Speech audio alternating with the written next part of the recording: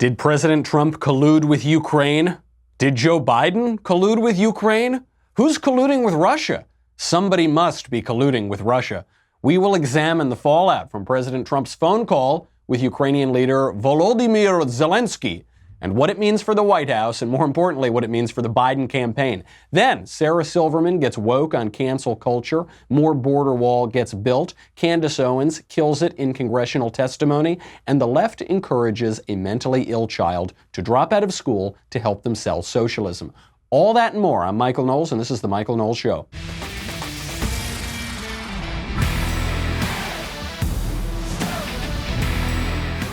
Collusion.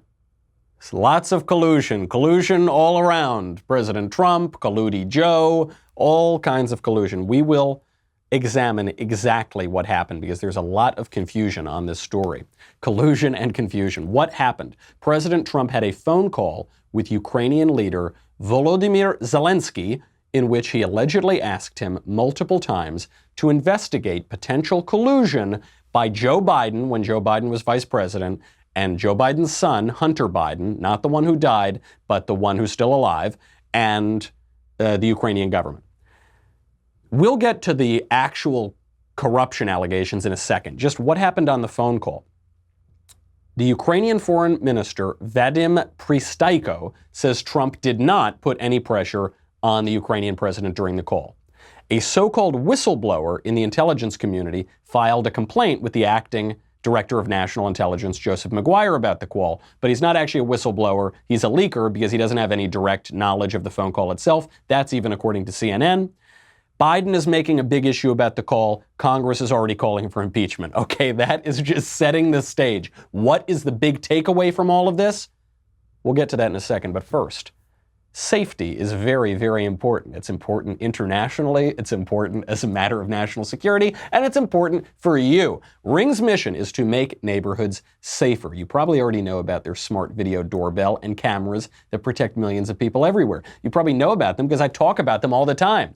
Ring helps you stay connected to your home anywhere in the world. So if there's a package delivery or if there's a surprise visitor, you will get an alert. You will be able to see, hear, and speak to them all from your phone. This is actually what I really like about it the most because it does help me feel safe and secure. Obviously, I hit the road a lot. Sweet little Lisa's a pretty good shot, but I don't want to just rely on that. So it does make me feel safe. But it also makes me feel really cool because it's like the Jetsons, it's like living in the future where you can effectively be in your home even if you're at the office, even if you're on a beach somewhere. That's because of the HD video and two-way audio features on Ring devices. So this helped my producer, Jonathan Hay. A few months ago, some wackos tried to knock on his door in the middle of the night, and he just spoke to them from his bed, and they scattered away. Other friends who I gave Ring to as a housewarming gift, they were really nervous about who was going around their home at night. They found out it was a possum.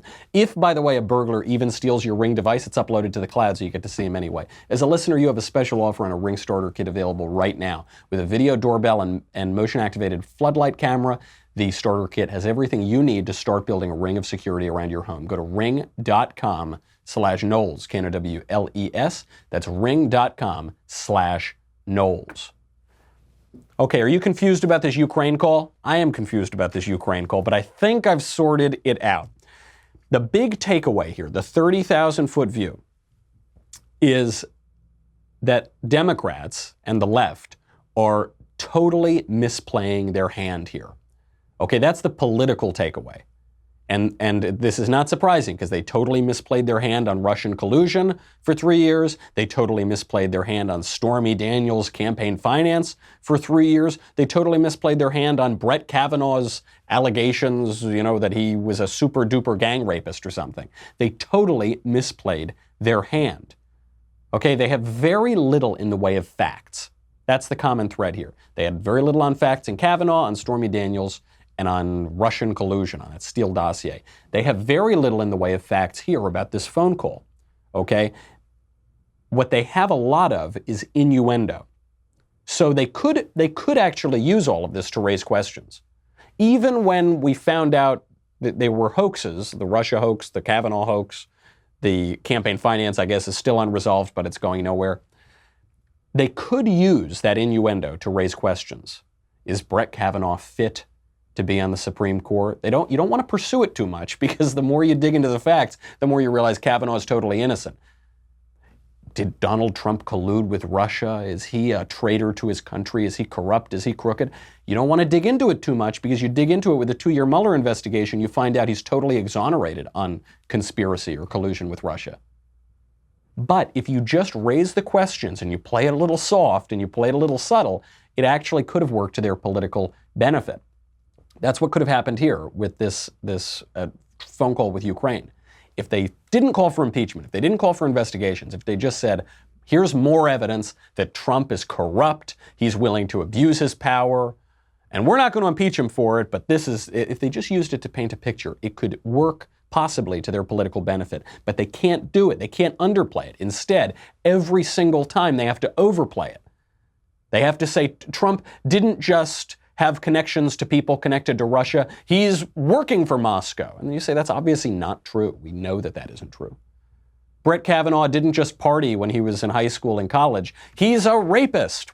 You can check these things. That isn't true. Donald Trump didn't simply try to twist the Ukrainian president's arm to get him to look into a political rival. He's colluding. He's breaking the law. He's abusing his power. And now you're going to do investigations and you're going to find out more and more about what Trump is asking about, which doesn't raise questions really about Trump. It raises questions about Biden, which the Democrats, if they had 2 brain cells in their head, would want to avoid, because Biden is currently their best chance at beating Trump, and they're torpedoing his campaign. What are the details here? The details are so bizarre, it will leave you scratching your head. The details look so bad for the Bidens that you can't help but wonder, why on earth would you call attention to this? The Biden campaign or Democrats in general? Here are the details. I guess the main thing you got to know is that Joe Biden's son, Hunter, is a complete degenerate. Now, we're not talking about Joe Biden's son, Beau, who died of brain cancer. Beau was sort of the upright Biden son. He was Attorney General of Delaware. He looked like he had the political future ahead of him, and he tragically died a few years ago. We're talking about Hunter Biden, who is a derelict degenerate. He was discharged from the Navy 1 month after receiving his commission. Why? Because they found he tested positive for doing a bunch of coke. His wife left him for squandering money on drugs and hookers. You can read that in the court documents. In 2016, Hunter decided to start sleeping with his dead brother's widow after spending a week buying crack in downtown LA. Someone pulled a gun on him while he was buying crack in downtown LA. He kept going back there. All of this attested to. All of this has been well reported on. The romance didn't last very long with his late brother's widow, and he dumped his brother's widow pretty soon thereafter. Now, on that same trip to LA, where he was buying crack and getting guns pulled on him, he got into a fight with somebody at a Hollywood club. A man named Baby Down, I assume that's not his Christian name, I assume that's a nickname, Baby Down drops Hunter off at a Hertz rental car office. Hunter takes the rental car from Hertz, drives it to Arizona. The cops catch up with him after the Hertz staffers call the cops when Hunter Biden leaves the office. The cops find a crack pipe, a bag with a white powdery substance, a Secret Service business card, Hunter Biden's license, and a badge from his brother's time as Attorney General of Delaware. They find all of that on the car. What happens to Hunter Biden? The cops declined to press charges. They just didn't have enough evidence, is what they said. There's a hallmark of Hunter Biden's life is again and again and again, he gets off because his father is a prominent politician. That's just a little background on this guy. Now, what does that mean for the dealings in Ukraine? It actually tells us a lot about the dealings in Ukraine. So what happened in Ukraine is a few years ago, Ukraine's top prosecutor was looking into a money laundering scheme by a company called Burisma Holdings. This is a classic crony company, an oligarchic type company in Ukraine. Hunter Biden, for some reason, was on the board of Burisma Holdings and being paid $50,000 a month. It's a lot of money, $600,000 a year. What was he being paid all that money for? Was he being paid all that money for his expertise on Ukrainian energy? The guy who was getting pinched for buying crack in downtown LA, sleeping with his brother's wife, and his own wife leaves him because he squanders his money on drugs and hookers. That guy, that's the guy who has such expertise specifically in Ukrainian energy that they pay him $600,000 a year for his expertise. Yeah, maybe it's that, or maybe it's that he was peddling his father's influence because his father was the top diplomat at the time, right? His father's the vice president, and he's handling a lot of negotiations with Ukraine. So what happens then? The prosecutor is looking into Hunter Biden's shady business dealings in Ukraine. Vice President Biden then insisted that the prosecutor be removed from office. And he said if the prosecutor wasn't removed from office, he would withhold $1 billion in Ukraine aid. Now, the Ukraine pushed back on this, and they said, you don't have the power to do that. And Joe Biden said, I'll call Barack right now and show you that we're going to keep that aid unless you fire the prosecutor who's looking into my son. Does all that sound like a conspiracy theory? I know it does. It does sound like a conspiracy theory. Fortunately, you don't need to take my word for it. Joe Biden actually bragged about doing this exact thing at the Council on Foreign Relations. Here he is. I went over, I guess, the 12th, 13th time to Kyiv, and I was supposed to announce that there was another $1 billion loan guarantee. And I had gotten a commitment from Poroshenko and from Yatsenyuk that they would take action against the state prosecutor, and they didn't. So they said they were walking out to press conference. I said, no, I said, I'm not going to, or we're not going to give you the $1 billion. They said, you have no authority. You're not the president. The president said. I said, call him. I said, I'm telling you, you're not getting the $1 billion. I said, you're not getting the $1 billion. I'm going to be leaving here. And I think it was, 6 hours? I said, I'm leaving in 6 hours. If the prosecutor's not fired, you're not getting the money. Well, son of a bitch. Got fired. And they put in place someone who was solid. Okay. Now, how are they spinning this? The Biden campaign is spinning this and saying he didn't like the prosecutor because the prosecutor wasn't doing enough to root out corruption. That's a pretty detailed interest you're taking. That's a pretty intense interest you're taking in a prosecutor in a foreign country over some local corruption or something, isn't it? That doesn't seem to add up a whole lot. Maybe that interest is more easily explained because the prosecutor was looking into your own son's corruption, which could reflect pretty badly on you. Why would Biden brag about this at the Council on Foreign Relations? It makes perfect sense politically. You got to get out ahead of the story. You've got to define the story as you want. It's not very credible the way that he's defining it, but at least he's got his story out there before this breaks. Even left-wing media outlets aren't buying this. We'll get to that in a second, but first I've got to thank our friends over at Wise Foods. It's very important to be prepared during an emergency. We're seeing a lot of political emergencies going around recently, but you want to be prepared for natural disasters. You want to be prepared if the government can't take care of you in another kind of emergency. Wise Company takes an innovative approach in providing dependable, simple, and affordable freeze-dried food for emergency preparedness and outdoor use.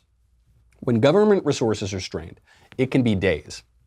It can be weeks. It can be longer before you can get to fresh food and water. And you can't rely on someone else. You can't rely on the government. You got to rely on yourself. You don't know what tomorrow may bring. Okay, that's the point. You know, it's true. Hopefully you'll never have to use this. But for me, just in my own peace of mind, I've got enough stresses in my life. I don't need this low-level stress of what am I going to do for sweet little Elisa in an emergency? What am I going to do for my family? Don't put yourself in a situation where you need something that you don't have. Get prepared. It's just like having insurance, and it's a very high-quality insurance and quite inexpensive. Just do it today.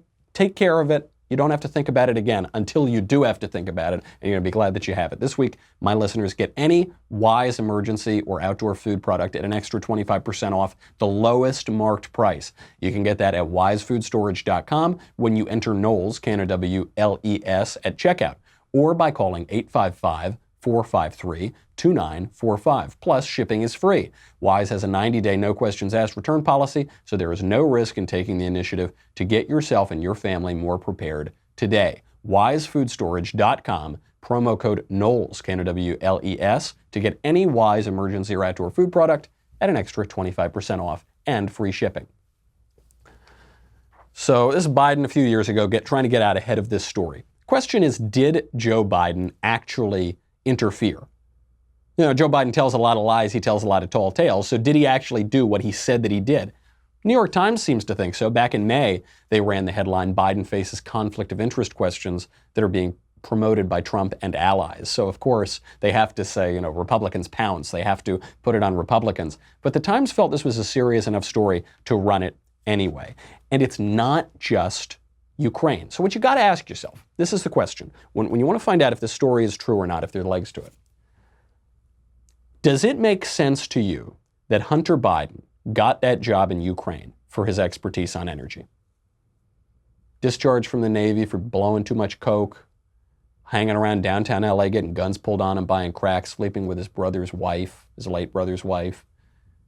His own wife leaves him, getting pinched by the cops with drugs and all sorts of stuff in his car. That guy, does it make sense that he got the job? No. Okay, so why did he get the job? He obviously got the job because his father was the vice president. Is that corrupt? Yes. Was a prosecutor looking into this? Sure looks like he was. Did Joe Biden take extraordinary measures, threaten to withhold a ton of money in foreign aid if that particular prosecutor wasn't fired? Yeah, he did do that. You got a lot of evidence here on the side of corruption from the Bidens. And it wasn't just Ukraine. They had the same issue in China. A lot of shady business dealings between Hunter Biden and China while Joe was vice president. So while Joe Biden, then vice president, was negotiating with the Chinese, Hunter Biden's firm received $1 billion private equity deal with the Chinese government. This is according to Peter Schweitzer, who does really good research. That private equity deal was later increased to $1.5 billion. The deal came in hours before Chinese President Hu Jintao met with Vice President Biden in D.C. for the Nuclear Security Summit. Okay.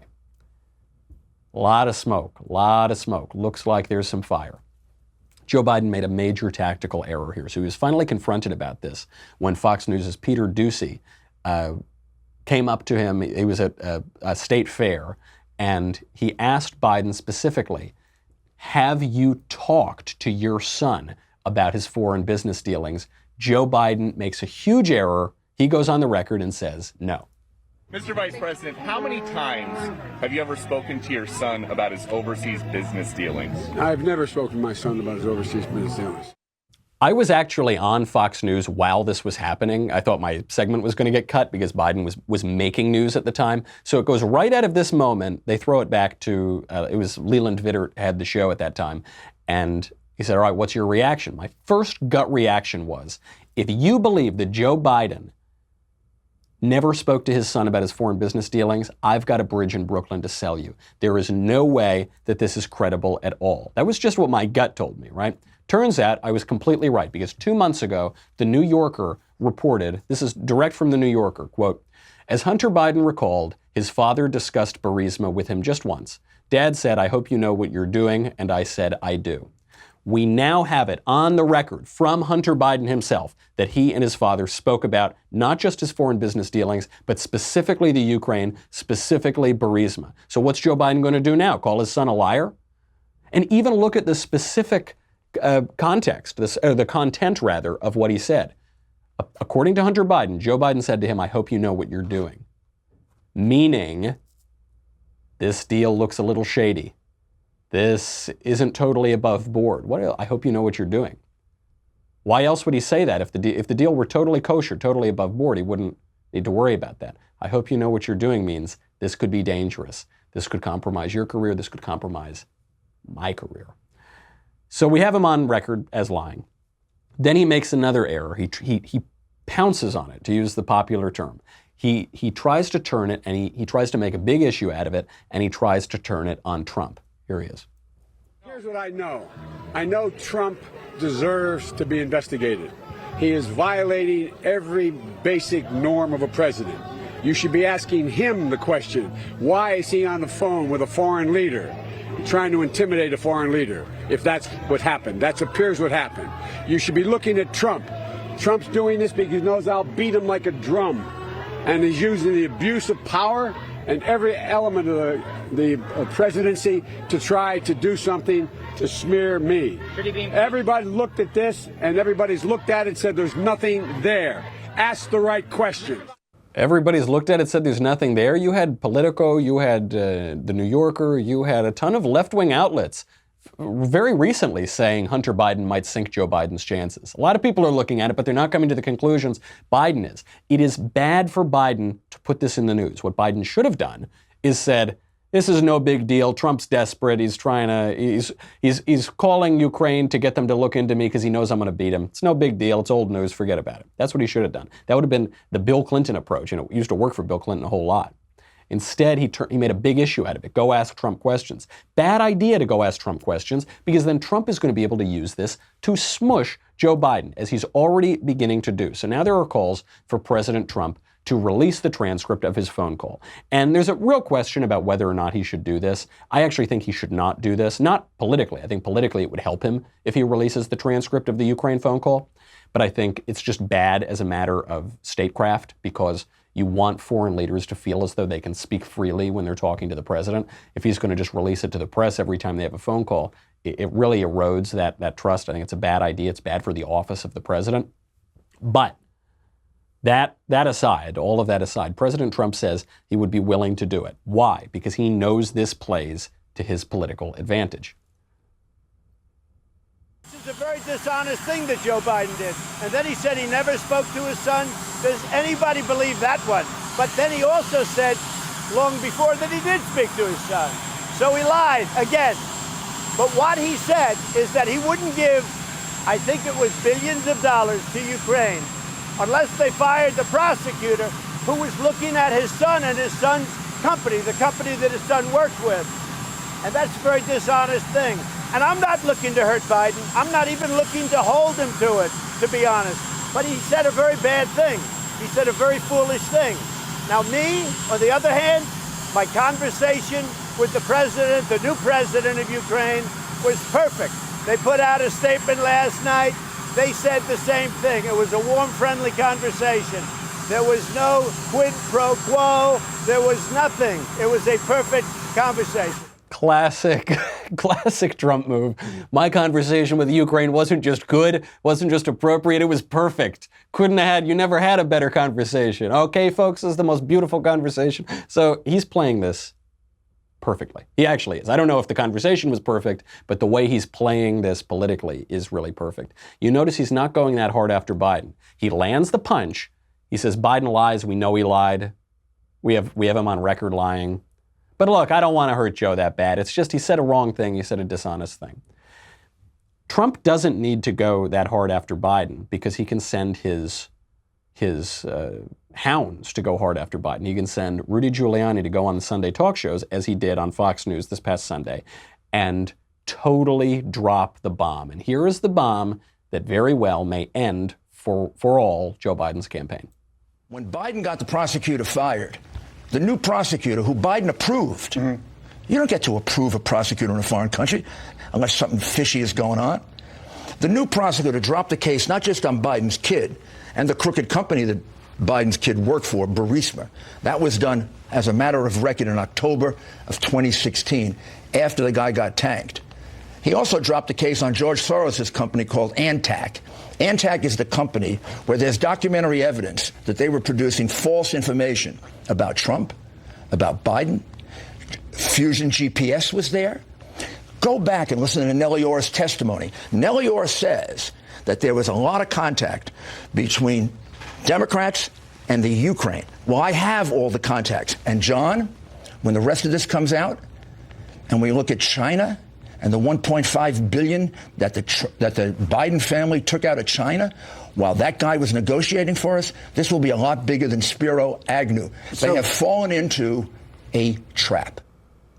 He's right. They have fallen into a trap. That is the way to say it. Rudy Giuliani is not always great on these Sunday shows. He's made a lot of missteps as Trump's lawyer, and he's caused a lot of headaches at times for the White House. This is Rudy Giuliani at his best. I mean, this is that classic 90s Rudy Giuliani, just great prosecutor, slick as can be, and he's diagnosing it correctly. All these questions that Joe Biden doesn't want raised have been raised because Joe Biden handled this matter in a stupid way. A lot of the ire that's coming up, a lot of the fake ire that's coming up about Trump on the Ukraine call comes from the fact that Rudy Giuliani was on the call too. So what they're saying is it wasn't the White House counsel that was on the call with you. It was your personal lawyer. And if it's your personal lawyer, it's a campaign matter. And if it's a campaign matter, then it's illegal. And if it's illegal, then okay. They're drawing a distinction without a difference. So it's true. The personal lawyer was on here, not the White House counsel. There were also lots of government officials on the call. There were a lot of people in the intelligence community on the call, not just in the United States, but in Ukraine too. The president is the president. He's one guy, okay? So his actions don't fundamentally change their character based on who is sitting next to him. If the White House counsel were sitting next to him on the call and he asked Ukraine multiple times to look into Joe Biden, you would be seeing the same news story. It would be exactly the same thing. But it's more convenient for them because Rudy Giuliani was sitting next to him. He was on the call too. So then you can go after him. Here's what I know. The left doesn't learn anything, okay? They spent 3 years trying to impeach Trump for collusion and Stormy Daniels and probably for eating 2 scoops of ice cream at dinner. It hasn't worked, and they've spent their credibility. Was Trump's call with Ukraine appropriate? I don't know. I don't know that it was. Maybe it wasn't. Definitely, I know it's not uncommon. I mean, but it sort of skirts a line. I mean, if you've got the president of the United States using his office to specifically request that someone look into your political opponent, that skirts a line. That's probably not totally kosher. I think everyone does it, but I don't know. Is it illegal? I don't really see evidence that it's illegal, but sure, it's a little dodgy.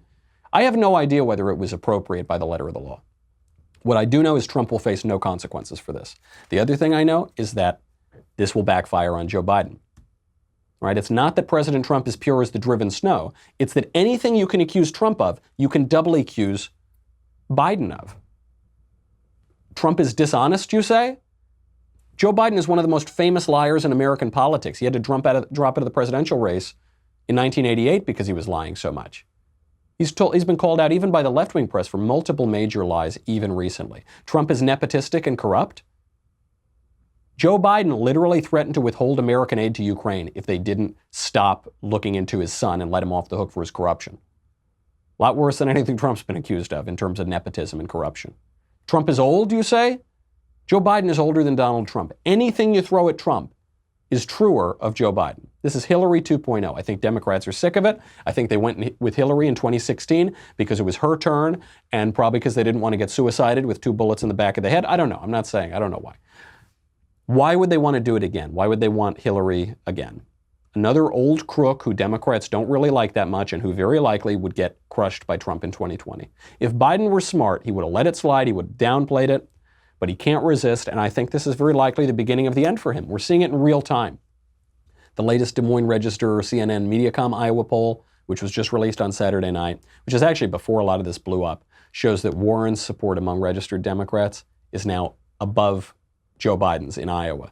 She's at 22%, he's at 20%. Still within the margin of error, but you see the trend line is moving for Warren. That's in Iowa, first caucus. If Biden loses Iowa, he's done. Bad news for Democrats generally. Biden is the only candidate for black support. He's the only one that has basically any black support. So the Democrats need black support to win the general election. Joe Biden has all the black support, at least of the top tier candidates. But he's losing Democrat support overall, which puts Democrats in a much, much tougher position. Very tough week for them. So let's get off of politics. Let's turn to the culture. Sarah Silverman gets woke on cancel culture. Good news on the border. Candace Owens kills it on Capitol Hill. And some really disturbing stuff from the left on climate change. But you got to go to dailywire.com to get it. $10 a month, $100 for an annual membership. You get me, you get the Andrew Klavan Show, you get the Ben Shapiro Show, you get the Matt Walsh Show, you get to ask questions in the mailbag, you get Another Kingdom, which we've been recording, and this season is the best one yet. You get Backstage, you get everything, and you get the Leftist Tears Tumblr. A bunch of climate activists in Switzerland held a funeral for a glacier melting. The amount of water that you're going to see from glaciers melting is nothing compared to the amount of water, salty, delicious water, that you're going to get from all those leftist tears. Get that Tumblr or you're going to drown. Go to dailywire.com. We'll be right back with a lot more.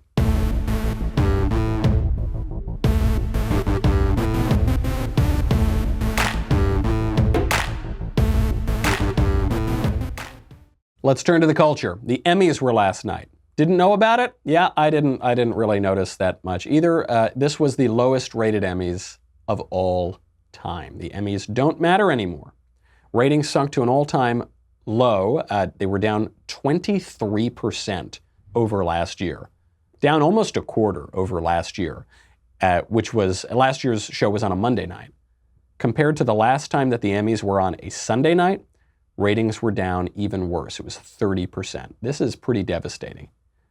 Now, you might be wondering who hosted the Emmys last night. No one. No one. They can't get a host of the show. No one wants to host these shows. One, because nobody's watching it. And two, because the minute you host the show, cancel culture is going to come out and ruin your life and ruin your career like they did to Kevin Hart. Like they do to anybody now who comes out to host these shows. So no one wants to do it. No one would accept it. Even Sarah Silverman, who is a left-wing comedian. I mean, she is avowedly leftist. She was asked why there was no host, why she wouldn't take the host. And she said, it's obvious cancel culture is making it such that no one would ever want that job. They cut us off at the knees. There isn't even a host anymore in these shows. They don't want comedians to talk. Did you offer to step in? No, nobody wants to do it either. I mean, it's thankless. It's a thankless job. She's right. Not only is it thankless, it can ruin your career. When even Sarah Silverman is coming around to a conservative critique of the culture, you know you've gone too far. And the term cancel culture, it gets thrown around a lot and people don't seem to know exactly what it is. Cancel culture is political correctness with teeth. Political correctness is the speech codes and the behavior codes that the left has been pushing for, at this point, very prominently for 30 or 40 years and really for longer than that. Cancel culture is what happens, what the left will do to you when you transgress those speech and behavior codes. So 10 years ago, Kevin Hart makes some gay jokes, he gets canceled. He's going to host the Oscars, they ruin his career. Just a little while ago, a couple weeks ago, that new Saturday Night Live cast member was discovered to have made jokes about how Chinese people sometimes substitute the L for the R when they're speaking English, which is an obvious joke and an obvious fact that we've all heard. He made that joke a year ago, they canceled him, they got him fired. Scarlett Johansson last year said that actresses should be able to play people that they are not. She said she should be allowed to play a trans woman. Which, by the way, if trans women are real women, then why can't a woman play a trans woman? A lot of questions that are raised there. But the broader point is that actors can play people that they are not, which is the definition of acting. That's all she said. They tried to go after her. She was forced to apologize for that. That's cancel culture. Cancel culture comes fundamentally from a place of weakness. You cancel someone when you can't refute what they're saying, or when you can't even tolerate that somebody somewhere has a different opinion than you do. This is the same as PC, right? The same as PC is you distort language because you can't win an argument using clear language. So instead of actually using clear expression, what you have to do is pervert the language itself, and that way you win from the very beginning by setting up an impossible situation for your opponent. A very, very small group of people support this. This is the way cancel culture has always worked. Cancel culture is you get a very tiny group of activists, and you get them to put a lot of repeated pressure on a company or an advertiser corporation, and you pressure them to fire whoever the person is that you don't like, and then they do it. Because even when you're customer service for Pepsi, if you get calls from 30 or 40 people saying, cancel Michael Knowles, cancel Andrew Klavan, cancel Ben Shapiro, you just do it because you think it's a whole mob, but it's not. How do we know it's not? I mean, this is how Media Matters works, or Sleeping Giants is another one of these leftist organizations that have like 30 people working for them, but they make it seem like they have 300 million people. The way I know this is true is because our pals here at the Daily Wire, before the Daily Wire existed, had a website called Truth Revolt, and they said, look, we're going to do to the left what the left does to us, and we're going to show you how bad it is. So they had 30 or 40 people on call, and whenever some leftist would do something they didn't like, they would get the 30 or 40 people to go out and call the advertisers and boycott them and try to get the guy fired. And it worked. But it's 30 or 40 people. It's not real. It's just an illusion. Most people hate that. I mean, even our pals here hated it when they were doing it. They just said that the right shouldn't unilaterally disarm in the face of the left. So most people hate it. I think we're going to see the same sort of backlash on cancel culture that you saw with political correctness. The backlash to political correctness in many ways, and pretty explicitly, ushered President Trump into the White House in 2016. You're seeing a backlash to that. You're seeing a backlash already to cancel culture, even Sarah Silverman. In many ways, it's going to be led by the comedians, because when you've got a stifling, totalitarian sort of environment, the easiest way to crack it, to put a little chink in that armor, is to tell some jokes, to make fun of it, to laugh at it. That's a way that totalitarian regimes and totalitarian cultures cannot stand to be laughed at. They can't laugh at themselves. They can't have any sense of humor. Fanatics never have any sense of humor. So that's one way we're seeing this break down now. Meanwhile, you're getting great news on the political front. You have people screaming and hissing and talking about how President Trump is committing genocide because he's enforcing immigration laws. You have the majority of Americans supporting the enforcement of immigration laws, and it's going along pretty well. Good news at the border, the Department of the Interior is transferring 560 acres of federal land to the Department of the Army, which means that this land is now going to be used to construct another 70 miles of border wall, and they're being pretty smart about it. The land that they're using is a land that doesn't have national parks on it, it doesn't have Indian tribes on it, it's pretty wide open to be used. So while the craziness and the hysteria goes on in those small little groups of cancel culture leftists, conservatives are doing the slow and steady work of fixing up the culture. You saw this in Los Angeles. The Persistence, big Trump supporter, came out, and a bunch of Trump supporters led a major cleanup that cleaned up tons and tons, literally tons and tons, of trash in LA. They're going about doing the work, and those steady results, I think, are going to get a lot of appreciation from the American people who aren't going to get fooled by cancel culture. Over on Capitol Hill, Candace Owens, our pal, was giving congressional testimony. She was giving congressional testimony on what it's like to be black in America. Her other panelists who were going off on her, who were inveighing against her, were all white. She was black. It got me thinking, though, about privilege. It got me thinking about white privilege. It got me thinking about the way that racial politics play into all of this craziness. Here's Candace's excellent testimony. The audacity of you to bring up the Christchurch shooting manifesto and make it seem as if I laughed at people that were slaughtered by a homicidal maniac is, in my opinion, absolutely despicable. And I think that we should be above that. To try to assign reality or any meaning to a homicidal maniac writing a manifesto, which, by the way, let the record show, also stated Spyro the Dragon, the child's cartoon, as a source of inspiration. He also cited Nelson Mandela as a source of information. I don't think that Nelson Mandela has inspired mosque shootings. You can correct me if you think I'm wrong. You would rather assign meaning to a homicidal maniac than to actually address the things that I said today that are actually harming black America. Number one, father absence. Number two, the education system and the illiteracy rate. Illegal immigration ranks high, abortion ranks high, white supremacy and white nationalism, if I had to make a list again of 100 things, would not be on it. This hearing, in my opinion, is a farce, and it is ironic that you're sitting here and you're having 3 Caucasian people testify and tell you what their expertise are. Do I know what my expertise are? Black in America. I've been black in America my whole life, all 30 years, and I can tell you that you guys have done the exact same thing every 4 years ahead of an election cycle, and it needs to stop. Absolutely devastating. Devastating stuff. The left overplayed their hand.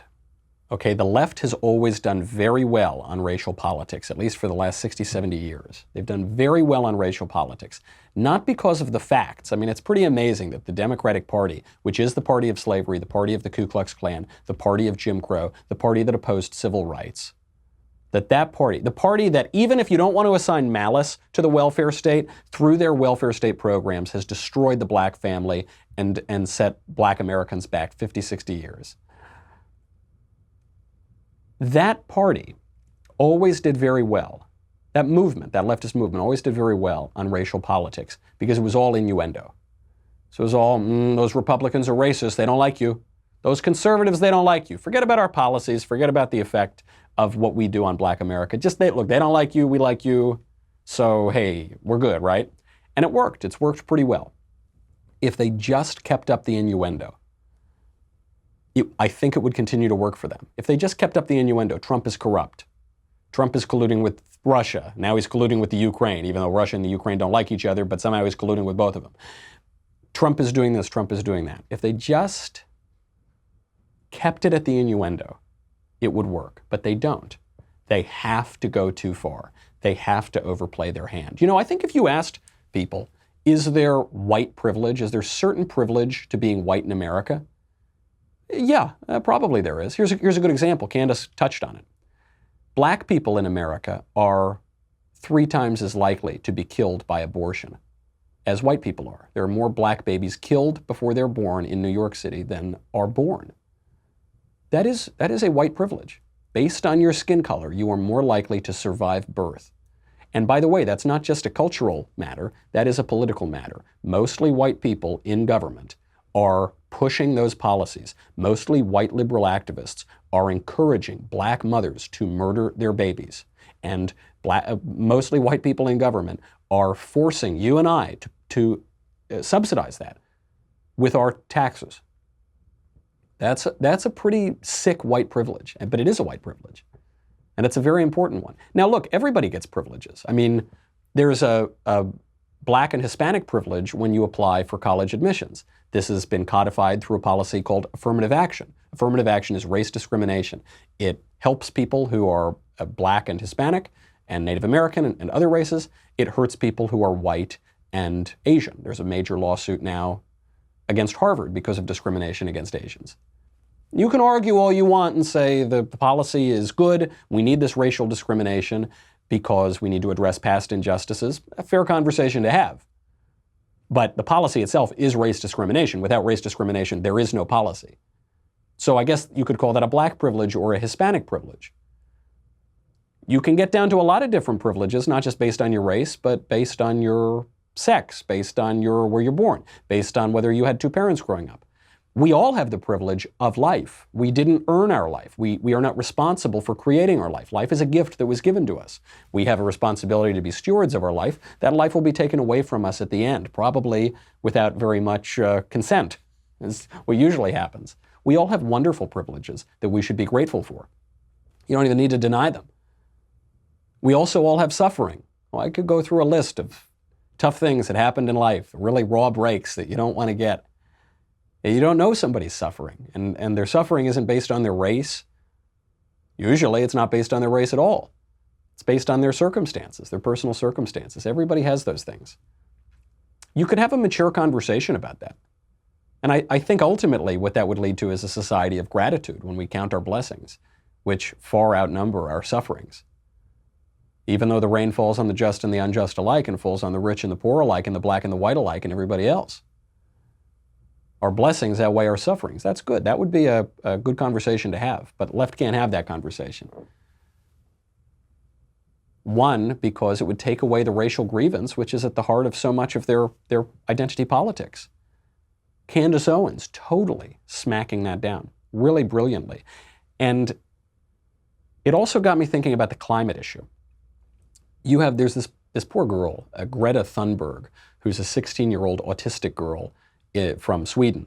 And the left has pimped her out and made her the spokesman for climate change. It's kind of funny. They say climate change is the scientific movement, and yet the leader of the movement is a 16-year-old girl from Sweden.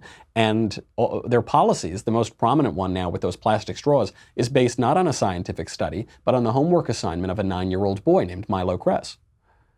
That's where the straw thing comes from, is a homework assignment from a 4th grade boy, not a scientific study.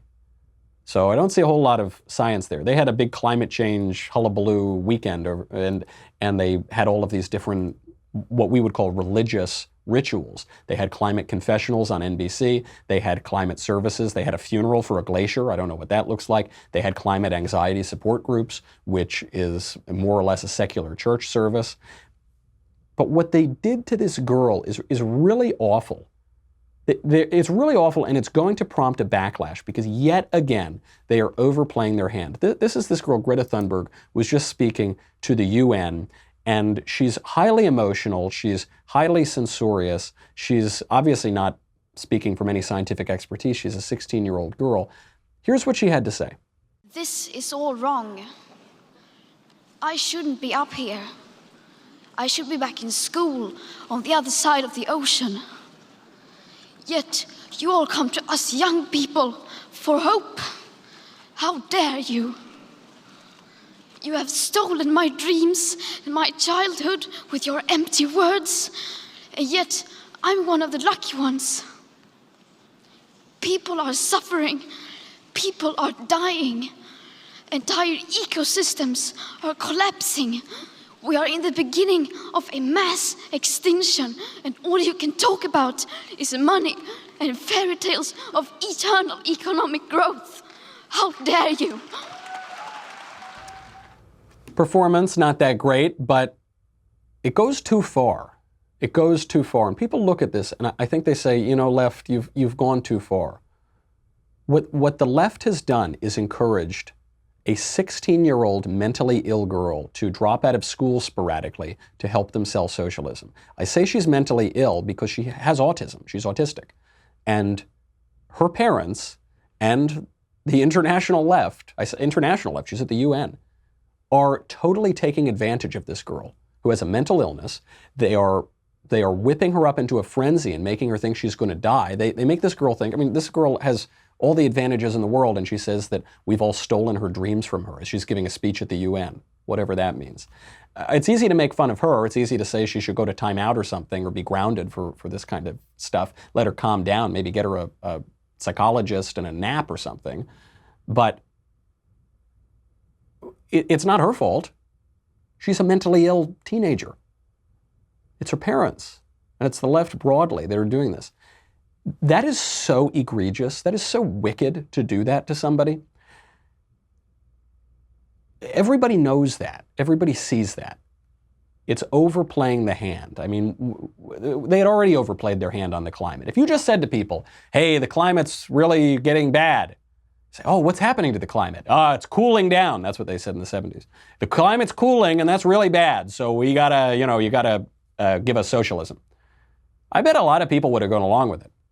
And then even in the 90s when they said, yeah, the climate's really, really bad. It's, what's wrong with the climate? Oh, it's heating up. Seems like a good thing because it was just cooling down and now it's heating up. So problem solved, right? No, it's actually bad.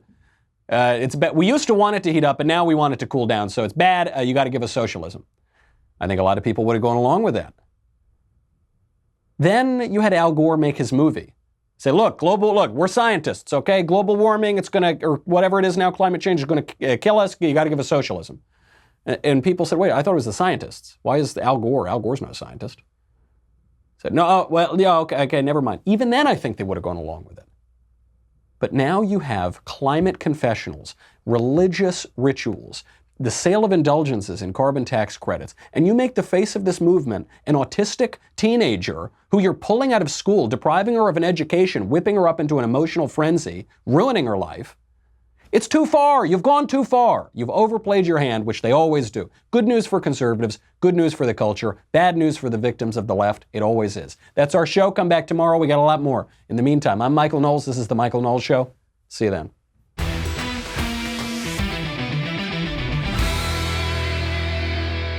The Michael Knowles Show is produced by Rebecca Dobkowitz and directed by Mike Joyner. Executive producer, Jeremy Boring. Senior producer, Jonathan Hay. Our supervising producer is Mathis Glover. And our technical producer is Austin Stevens. Assistant director, Pavel Wydowski. Edited by Danny D'Amico. Audio is mixed by Mike Coromina. Hair and makeup is by Jesua Olvera. And our production assistant is Nick Sheehan. The Michael Knowles Show is a Daily Wire production. Copyright Daily Wire 2019.